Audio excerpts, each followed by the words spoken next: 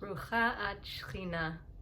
I want to welcome you and your Shechina presence, the one that lives within, the one that dwells between, that surrounds, as we explore kind of the unfolding of Nun Sherei Bina, the 50 gates of understanding that we've been on as we approach Shavuot, the 50th day, the 50th consciousness, these gates of consciousness of God's oneness, of being in relationship with Hashem in oneness. So I'm going to refer to a few Torahs that I'll put in the description, the links to them. And I'm going to start last year. We taught on divine unifications and receiving your soul's unique Torah in the Moonlit Circle classes. And so I'm quoting from Yehudit's Torah here. The Torah of Bereshit, Sifra, the Zohar informs us that Hashem looked into the Torah and created the world. The entirety of creation is a translation of the primordial Torah into the language of symbols, whereby each object and moment expresses something that Hashem seeks to communicate to us. So the Kamarna Rebbe says there's no such thing as Bitul Torah, because there's 3 different Torahs, and again, it's in another, I'm not going to go into it here, but you can watch from the link. And there's the Torah of Bereshit, the Torah of creation. So in bringing mindfulness, presence, into every moment and every interaction with creation is a way of engaging in the Torah, of revealing Hashem's will for us, Hashem's really that expanded consciousness. So it seems to me that these 50 gates of understanding, they're not sikhli, they're not something that can be kind of figured out. Yehudit teaches in her Ruach HaKodesh course,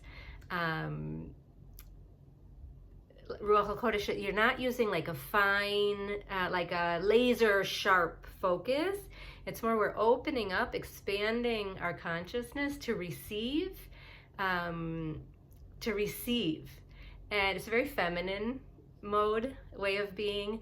It's also a somatic therapist, it resonates deeply for me. It's Ruach HaKodesh is the breath of the bones. It's found in and through the body. So I want to bring, with that in mind, I want to bring kind of a way that you can in any moment be learning Torah. And this kind of combines, which I'll add in the link as well, from Yehudit's Sefer, Eating is Tikun, and Torah that I taught in the Moonlit Circle series for Shvat. I'll add the link. So in short,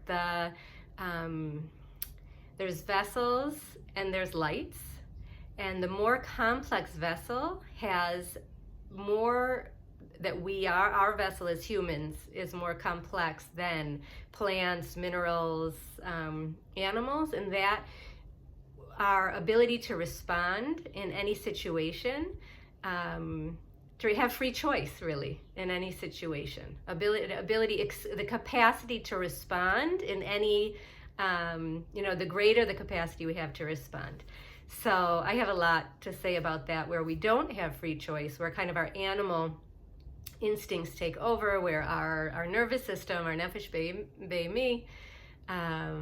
But for now, for that definition, so we have this expanded consciousness in the sense we can respond.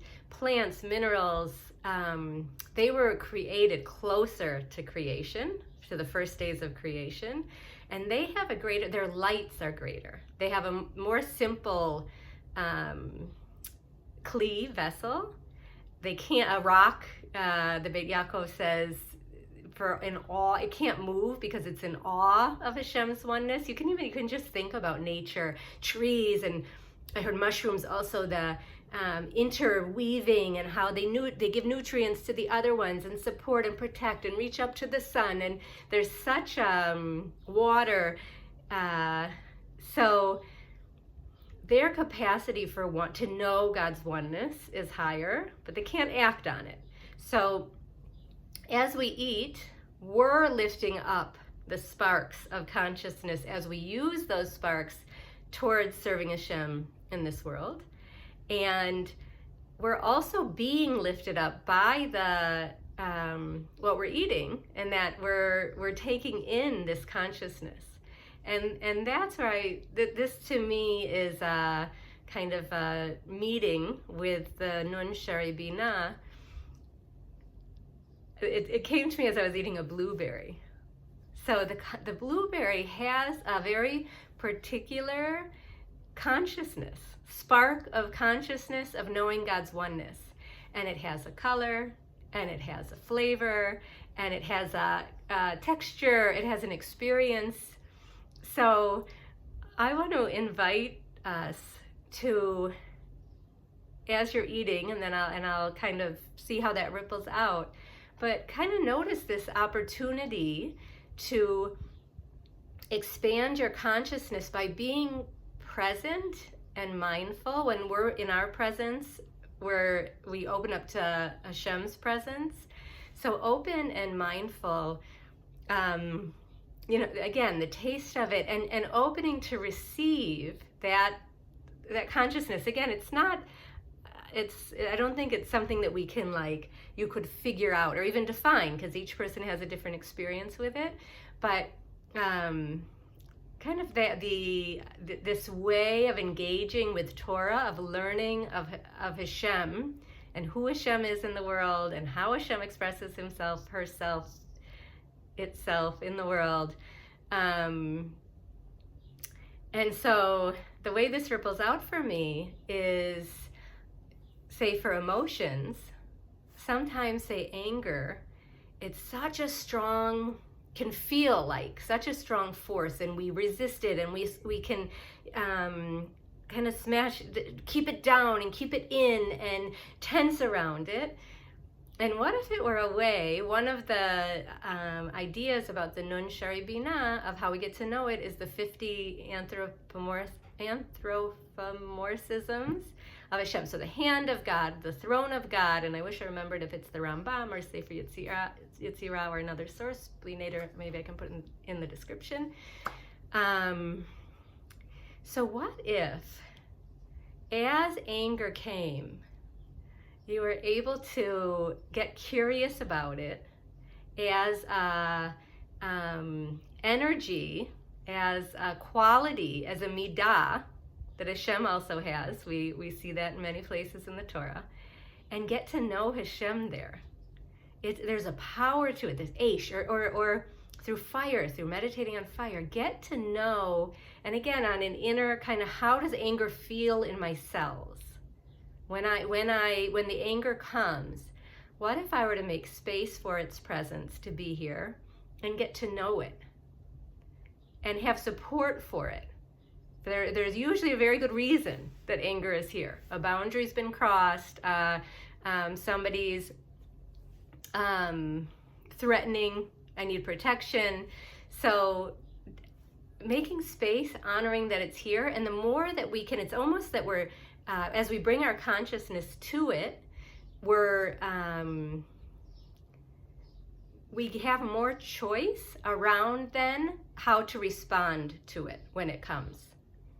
As long as it's still in the unconscious, in that kind of nefesh behemi mode, or we're using all our energy squashing it down.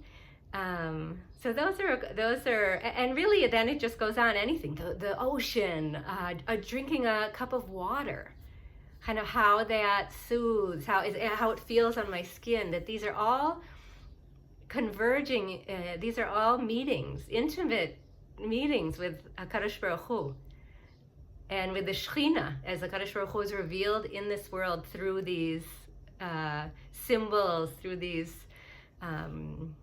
objects, through this experience. So blessing you with Let's see the blessing.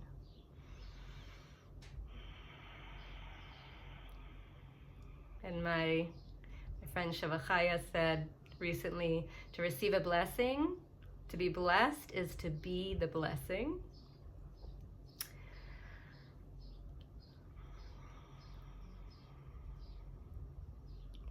I guess my blessing is that the bliss, sorry, Deaton, I don't know the quote, but of expanded consciousness of knowing Hashem's oneness is the ultimate bliss. That's what Simcha is. So a blessing as you move through your days and interact with the world, and with that you're have to receive the Hashem, the pleasure of the experience of being, to have more, it's a process, so I don't want to, but it's a blessing, and we all have it in us, that capacity. We just learned kind of coping mechanisms around it. There's much more to say, but just the blessing to be open to receive the Hashem's kind of gifts of contact, of meeting, of wrapping us as we're on Shavuot, and Hashem chose us, and we're in this intimate, under the chuppah, in the Nun Shari Binah, that we're blessings to receive it, and in and through the body. And if you're curious to hear more about what that means, that's kind of what I do with my clients. That's how we learn to listen into the still small voice, into Ruach HaKodesh, and make space for also the grief, and also the anger, and also the joy, and also the pleasure. So, Chag Sameach.